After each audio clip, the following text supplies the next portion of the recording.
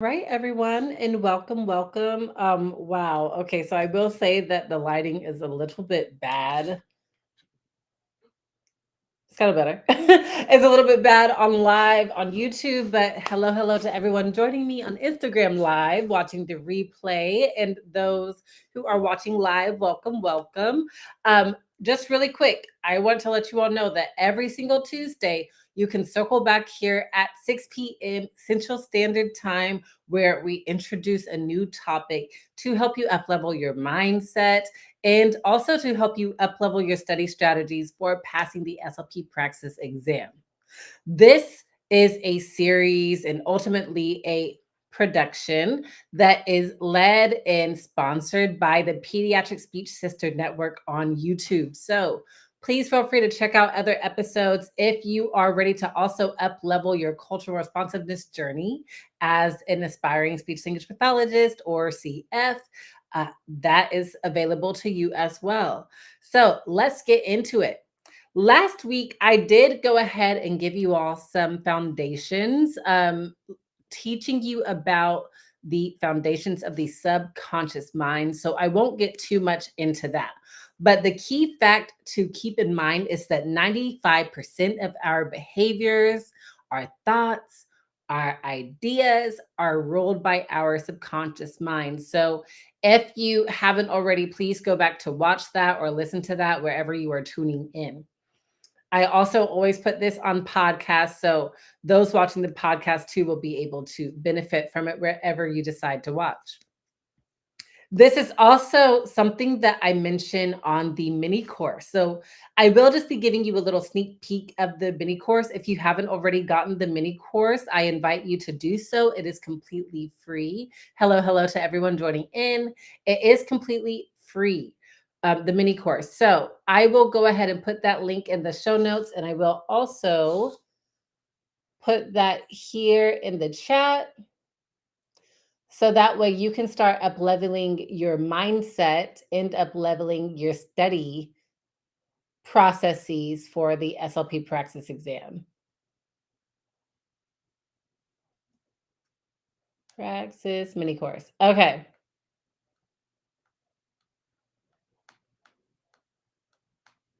Y'all, I have for my Instagram livers. I'm cracking up at those who are going to be watching the replay too.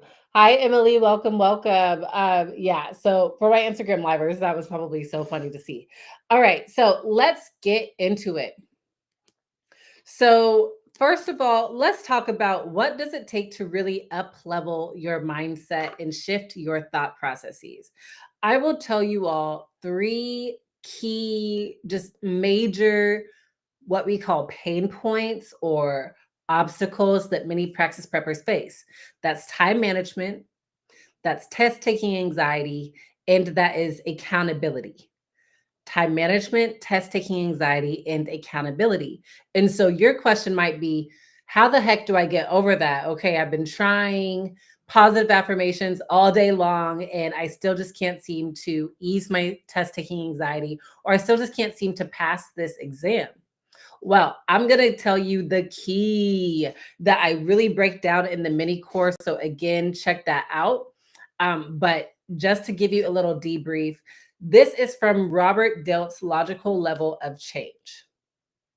And you will see a pyramid. If you look on the document for the mini course, you will see a pyramid where it starts from the bottom with your environment, your behaviors, your capabilities, your values and beliefs, your identity, and your purpose.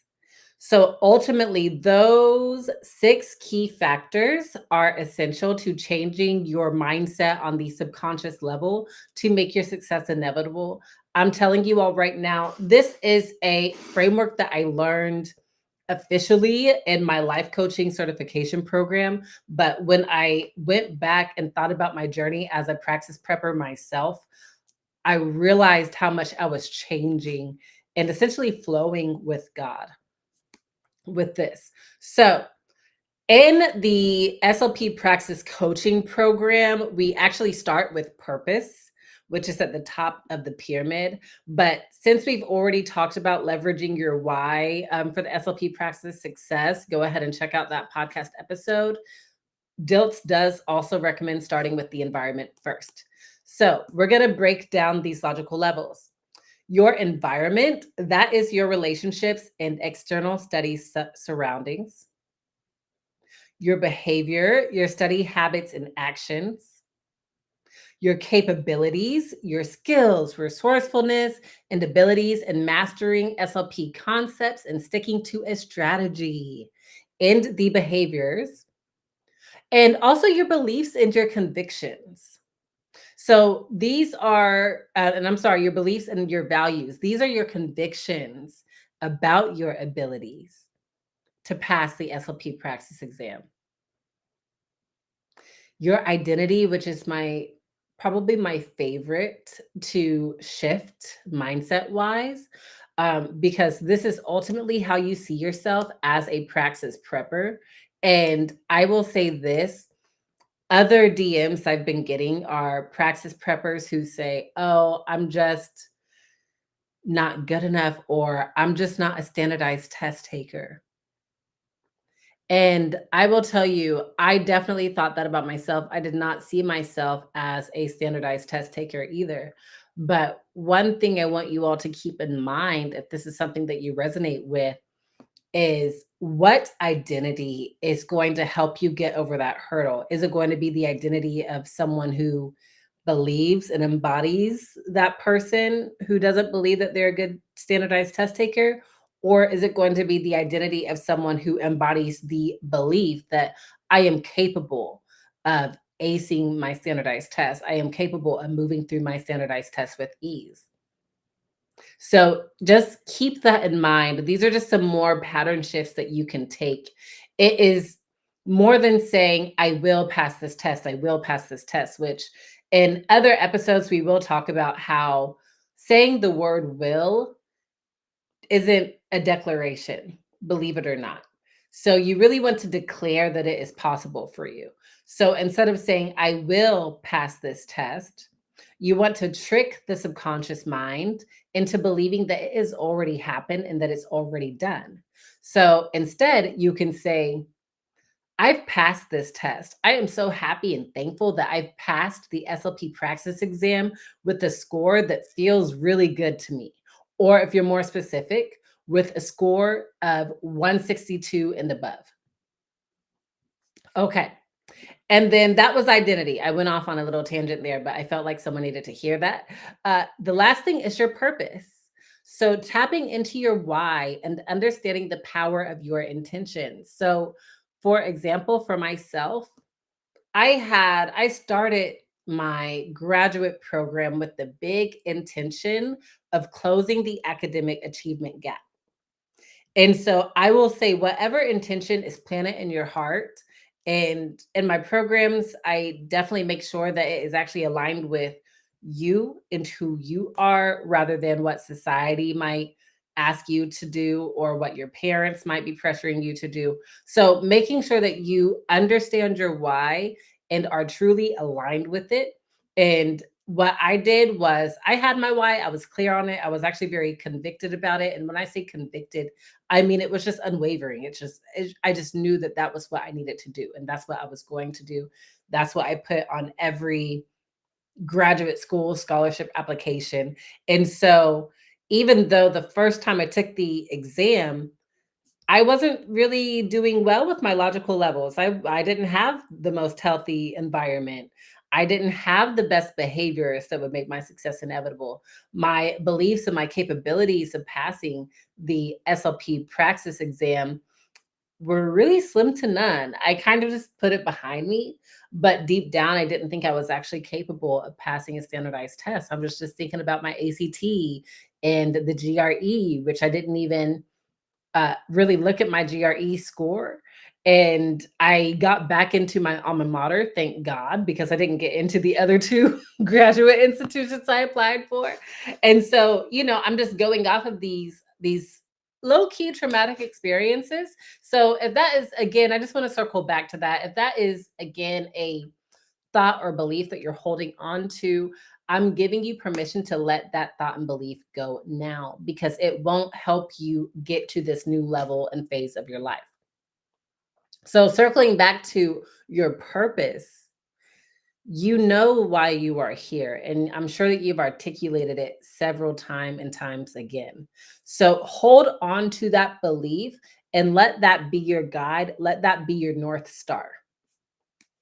So I do offer case studies in the mini course as well that you can check out, that you can take a look at. But let's reflect on your current logical levels, your environment. So this is your study environment. Where do you need to declutter? I also like to talk about your internal environment. So we have several different bodies. We have our physical body, like how strong we are and how healthy we are physically. We have our energetic body. So, you know, um, the best example I can say is sometimes the environment that we're in can drain us energetically. I remember there were places in graduate school. Now, when I was in graduate school, the building we had was actually old. And so, and also everyone was just stressed out, obviously in graduate school. So the energy felt very stale every time you would walk into class. And that's very draining, right? So understanding how to get ahead of that, also being proactive. If your friends are actually energizing you or draining you, that is an inventory that you need to take. Your habits, keeping your study habits in mind. What time of day do you like to study? How do you reward yourself, etc.? How do you keep yourself accountable? Your capabilities. Do you believe you're capable of keeping yourself accountable? Or do you believe you're capable of finding someone who can help you stay accountable? Do you believe you're capable of passing the exam? I'll just say that time and time again. Your beliefs and your values. So this is when you get to really think about your core values. So if you really value hard work, persistence, determination, and faith, these are just a few. I really challenge you to go and look up core values on Google, and you will find the different core values. Now, we might say we have a core value, but our actions aren't actually aligning with that value. So if you say that you are someone who believes in faith, for example, and saying something like, "Oh, I'm just so dumb. I'm just not going to pass this exam. I feel like I'm not going to pass this exam." Are your words matching your values in that case? And the answer is no. Now, the gag to that, the twist to that is a lot of times anxiety does live in the body. And so that is the mindset shift you need to make. You might need to say, okay, what just came out of my mouth does not align with my core value? What I'm doing right now does not align with my core values. So, how can I bridge that gap for myself? I will say for me, anytime I feel like I am struggling with my faith, I understand that I have anxiety in my body, or I might have limiting beliefs that are just in my body that have been passed down for generations. This is just something I know and I've studied. So I know this. So I'm sure to stay fit. That's why y'all see me staying at Hot Work Studio, burning off the fears, right? So figure out what that means for you. I do recommend going to my Praxis page and seeing the self-care reminders for passing the SLP Praxis exam. That's another free resource that I have for you. Identity. How would you describe yourself? How would you describe yourself? How do you feel about yourself? And how do you make other people feel when they're around you? That's something to keep in mind. And then your purpose. What is your big why? Why did you join this profession? In the Pediatric Speech Sister show, I always say, why did you join this profession? What is your big why? And what inspires you to keep going? Because the reason why I'm even bringing this life coaching element to Praxis tutoring is because, lack of better words, the stress does not stop. The grind does not stop after the SLP Praxis exam. Then it's time for your clinical fellowship year. Then it's time to actually get your C's and apply for your C's. Then it's time to actually be out on your own without a supervisor. And you got to learn how to manage your time, and you got to learn how to stay strong when you get those random cases thrown at you, or when things don't go your way. You have to have these skills and this new mindset to make sure that you can sustain yourself with a profession that you really worked very hard for and might actually be passionate about. And so I will just tell you this just to close out. I am not going to stand up here and lie to you and say that everything has been rosy and peachy for me. In my career as a speech language pathologist, I actually burnt out my clinical fellowship year. I was about ready to go. And still sometimes I have those conversations with myself, but the beauty of this framework that we mentioned in this chat, in this episode, is that I'm able to create my dream life as a speech language pathologist. I'm able to be a lot more patient with myself as a speech language pathologist. I'm able to understand that I am constantly evolving and changing. So that means that my habits have to constantly change. My view of myself needs to constantly change, because you're going to continue up leveling yourself, which is the most exciting thing about this life that we get to live. So I hope that this helped you. If you have any questions or comments, please feel free to put them in the chat. Even if you're watching the replay on YouTube or on Instagram, please feel free to put that in the chat. And of course, you will see that I did have in the comment section the free mini course, you all, where I really break these down. And I highly recommend setting up a fun spot for you to do the mini course, because it's a lot of it is a reflective exercise, and then I break down different strategies for you. So light a candle, you can bring your Praxis bestie, you can do this on your bed and just have nice scents around you. Romanticize it, honestly. I mean, it's fun, but still romanticize it, because it is an hour long.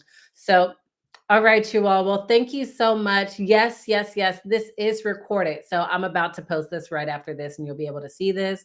Also, you can watch this on YouTube, and you can also check this out on podcast on Thursday. So thank you so much for joining, everyone, and I will see you next Tuesday. Bye.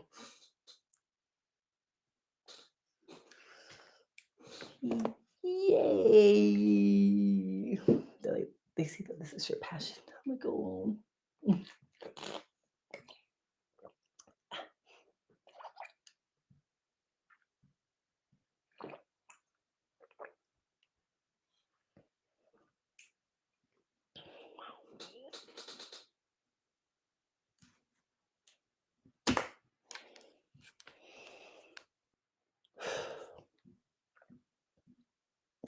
Oh. All right, you all. See you next time.